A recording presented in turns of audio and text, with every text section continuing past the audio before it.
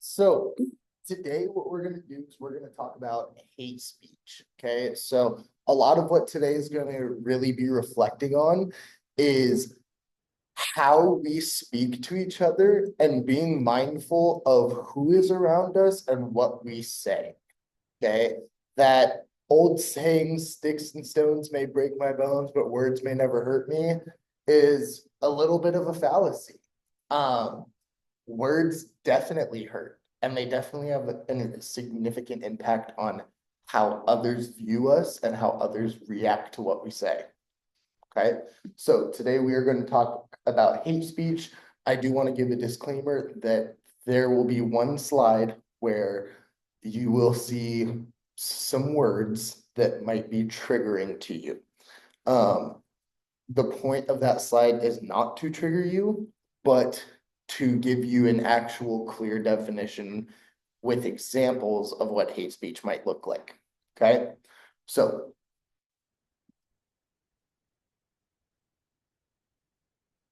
to begin, we're going to watch this video. I define hate speech as anything that's threatening or meant to hurt somebody else. Anything you say or do that is like kind of like attacking any part of someone, whether it's like what they look like, their beliefs. I'm not sure like the exact definition of hate speech. Any way you use your words to oppress or harm somebody else, it doesn't necessarily have to be a derogatory term or a slur. It could just be words that we use in our everyday sentences. The meaning of it has become really vague or at least really wide. Someone's no longer just being offensive when what they're saying is marginalizing or hurting a whole community of people. For example, their religion, their race. And if that's what you're going for, that's no longer just you being mean.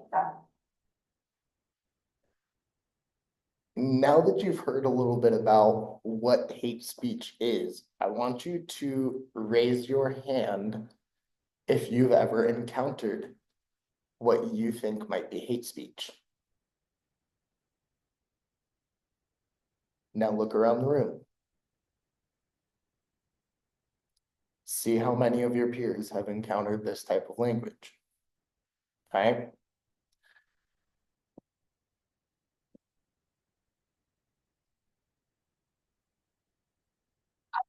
Speech as a There we go.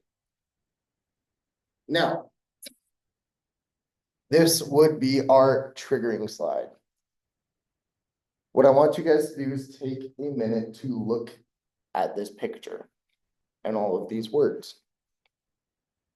You may know the meanings of some or all of these words. Some you may have never seen before. Some of you may have experienced being called one or more of these terms in real life or online. Now, raise your hand if you have encountered any one of these words. Wow. Now, keep your hand raised if that word was said to you.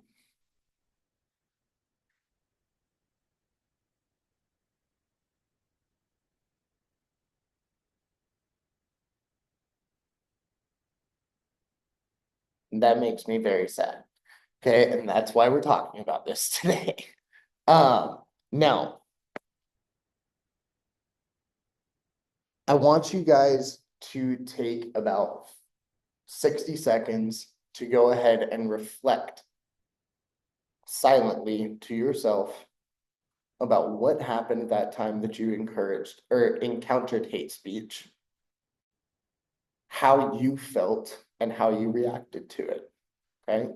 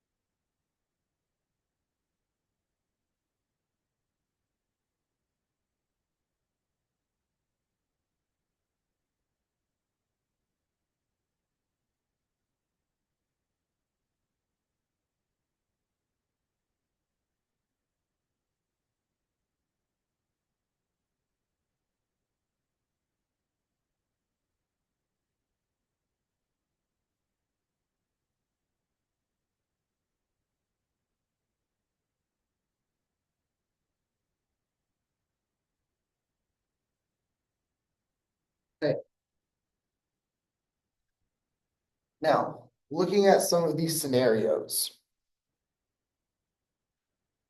These scenarios are examples of different forms of hate speech. Okay, and one thing that you're gonna notice is none of these scenarios use one of those derogatory slurs that were on the last slide.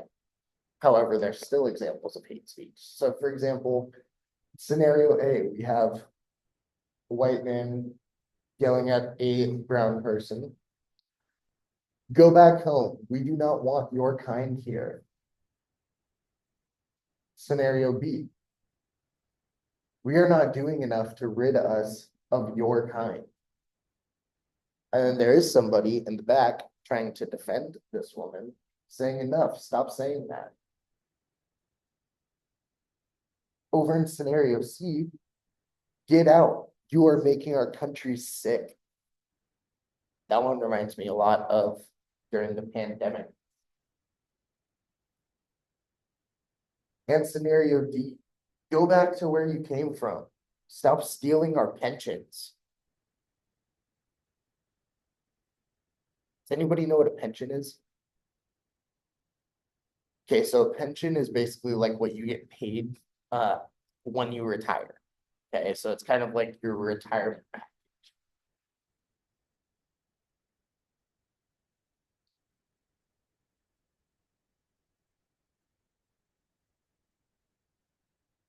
Now, in this video, we're going to get an idea of where hate speech is happening and why we need to be aware of the language that we use in different settings. Nationwide protesting and rioting over the death of George Floyd has a lot of people sounding off, sharing their thoughts on social media. And if you post something potentially offensive on your personal account, does your employer have the right to fire you? Hey, look, up in search of answers for a question many of our viewers are asking tonight. That's right. Over the past week, WJHL has received several comments from our viewers on our Facebook page. You've been asking about First Amendment rights and free speech rights, and this is in response to stories of employees being fired over comments they made on personal social media accounts. Today, I spoke with a constitutional scholar and asked if employers have the right to do this. This week, a Washington County Sheriff's Office deputy was fired after posting a Facebook comment about the Minneapolis riots. According to the department, Deputy Matt Casura wrote, "Open fire should have been issued on anyone participating." And yesterday, an ETSU spokesperson confirmed an employee is on leave after posting a graphic stating "All lives splatter" on social media. That employee clarified their comment in another post, saying they did not condone running over protesters, but ETSU confirmed today the matter is still under review. Some of you asked, what happened to freedom of speech? We spoke with constitutional scholar and Lincoln Memorial University law professor Stuart Harris. Can employers fire workers over posts they make on personal social media accounts? Like most employers, at the university or sheriff's office has the right to discipline its employees for inappropriate behavior. And that can very well include misbehavior online outside of the office context. Harris says it is typically within an employer's right to fire workers who make threats. The idea there is that if the deputy sheriff starts threatening Black Lives Matter, for example, then there's a legitimate question as to whether that deputy sheriff can uphold his or her oath to protect every member of the community. But when does a comment cross the line? Free speech is nothing but gray areas. That's one of the inherent problems here. I might post something that I think is funny and that I don't intend to make any reference in race to, but others may perceive it in a very different fashion. And this week, there was also an instance of Raise your hand if you knew that you could get fired for something that you post online. Yeah, absolutely. I promise you, one of the first things that they tell you when you are looking for jobs out of college, make your social media private. Do not make it public. One, safety reasons, but two, you do not want your employer seeing some party that you were at when you were in high school or college. Okay, it's not a good look. They also nationwide protesting and rioting. do not need to see any hateful speech that you posted in the past. That is an immediate red flag, okay? Now, we're going to talk about formal or informal settings, okay? So a formal setting, here are some examples. School, classrooms, offices, shared spaces, work, places of business, so stores, for example, restaurants, athletic events, teams. So when you're out playing sports, school events, anytime we're at a pep rally, after school event, anything like that. An informal setting may look like this. So a home or a friend's home, a car ride with your friends, recreational areas, other private places with friends and company. So having a filter or understanding what is okay to be said, depending on who is around, is a very important skill for everyday life, okay? Hate speech is not acceptable in a formal setting. As long as you are a student at Seaside High School, you should be treating the campus like a formal setting. Okay, so anytime you are in a formal setting, hate speech is absolutely not okay. Does everybody understand that? Okay, so again, as long as you are a student at Seaside High School, you should be treating this campus as if it's a formal setting. We need to use school as the place to practice this skill. While using hate speech in the company of your friends is a choice, school is an open campus. You should have respect for those students and staff members around you who may hear you as they pass by. They should not have to hear your hate speech. For example, we have an increasing problem with the N-word being thrown around on campus. We have multiple Black teachers on this campus. They should not have to hear the N-word when they go to their job. This is their job. They gotta be here. It should be a safe space for them, just as it's a safe space for you guys. Okay?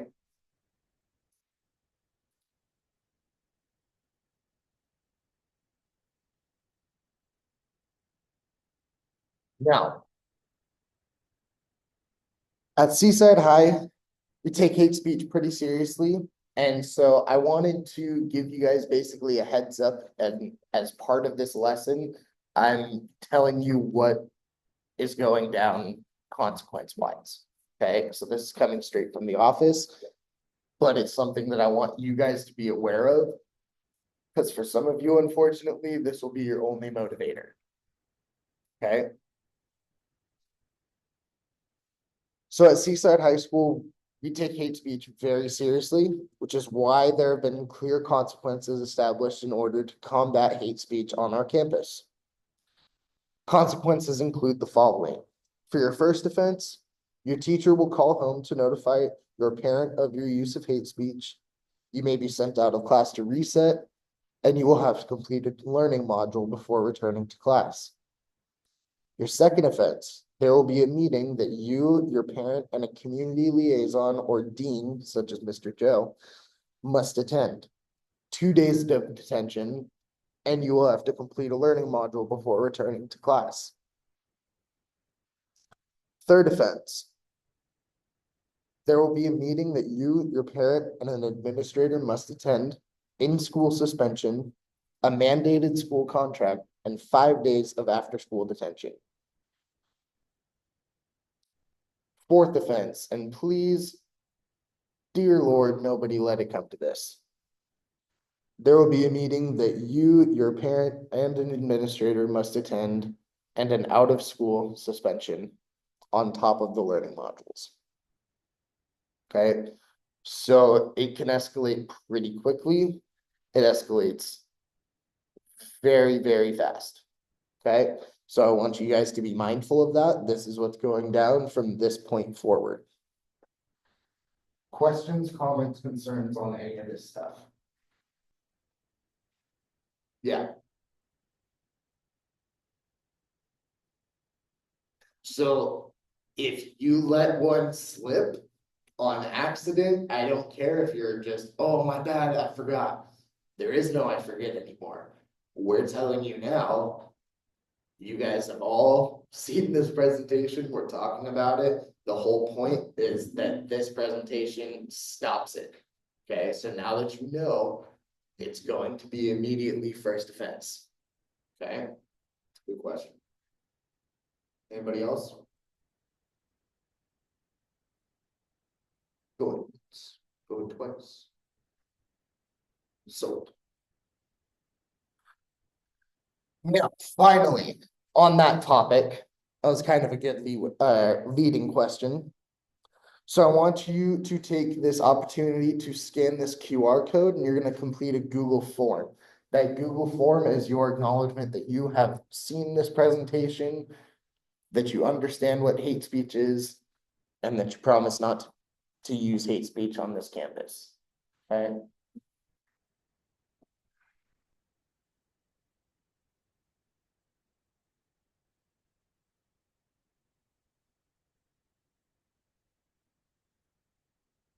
Take about 30 more seconds, get this QR code scanned.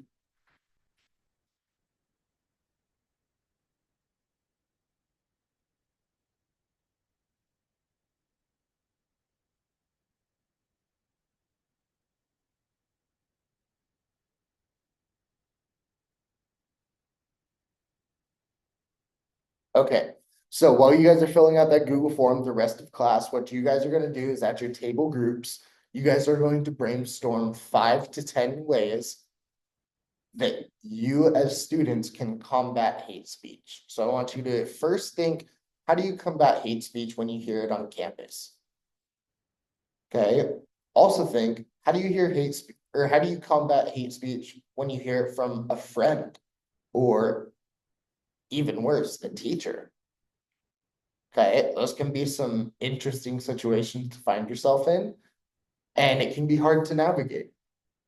Okay, so I want you guys to brainstorm ways that you can combat hate speech on this campus so that we can be proactive instead of reactive. Okay? Questions, comments, concerns about what you're doing? Going once, going twice. So, all right, get to work.